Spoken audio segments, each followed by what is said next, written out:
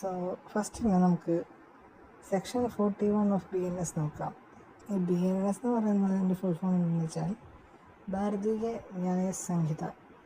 അപ്പോൾ സെക്ഷൻ 41 എന്താണെന്ന് നോക്കാം. It means causing death to prevent harm in robbery, house trespass etcetera.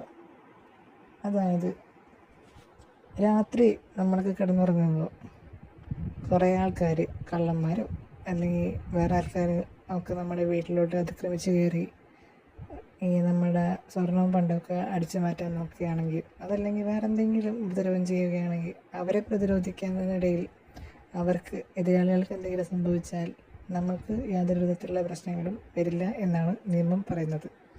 ഉദാഹരണമായി പറയുകയാണെങ്കിൽ നമ്മുടെ നസ്രാണി എന്ന സിനിമയിൽ മമ്മൂട്ടിയുടെ ഒരു സീനുണ്ട്. അതായത് മമ്മൂട്ടിയുടെ വീട്ടിൽ ലൈറ്റൊക്കെ ഓഫ് ചെയ്ത്, അതായത് പവർ കട്ട് വരുത്തി ഒരു കൂട്ടം ആൾക്കാർ, ഒരു ഗുണ്ടാ സംഘം മമ്മൂട്ടിയെ ആക്രമിക്കാൻ വേണ്ടി വീടിനകത്തോട്ട് കയറുന്നൊരു സീനുണ്ട്. അതിൽ അവരെ എതിർക്കാൻ വേണ്ടി മമ്മൂട്ടി തല്ലുകയും ചില സീൻ്റെ വാളെടുത്ത് വെട്ടുന്ന സീനൊക്കെ ഉണ്ട്. നമ്മുടെ മണിച്ചേട്ടന് ഇഞ്ചേർഡായി കഴിഞ്ഞിട്ട് സംഭവിക്കുമ്പോൾ ആ ഒരു രംഗം ആലോചിച്ചാൽ മതി.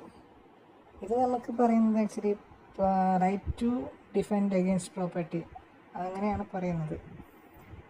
അതുപോലെയുള്ള മറ്റൊരു രംഗമാണ് ജയറാം അഭിനയിച്ച മൈലാഞ്ചി മഞ്ജുള വീട്.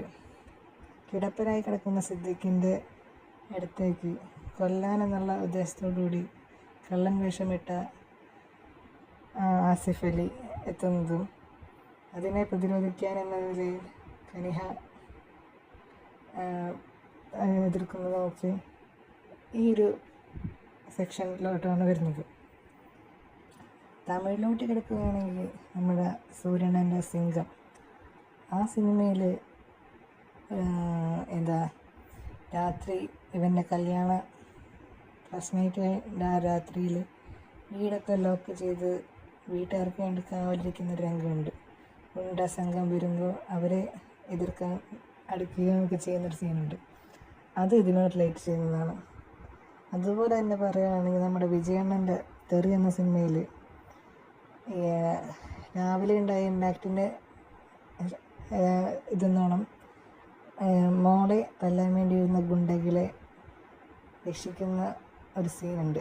ആ ഒരു 5 സെക്കൻഡ്സ് ഒരു മാസ് ട്രാൻസ്ഫോർമേഷനൊക്കെ ഇട്ടിട്ടുള്ളൊരു BGM കാര്യങ്ങളൊക്കെ ഉള്ളതാണ്. അതൊക്കെ ഈ നിയമത്തിൻ്റെ വശത്തിലാണ് വരുന്നത്. ഇപ്പോൾ എല്ലാവർക്കും മനസ്സിലായില്ലേ? നമ്മൾ കാണുന്നതൊക്കെ റിലേറ്റ് ചെയ്താകുന്നേ ഉള്ളൂ. സിനിമയിൽ കാണുമ്പോൾ സിനിമയ്ക്ക് രീതിയിൽ, പക്ഷെ റിയൽ ലൈഫിൽ ചെയ്താൽ അത് കേസായിരിക്കും. അത് ഓർത്തിരിക്കുക.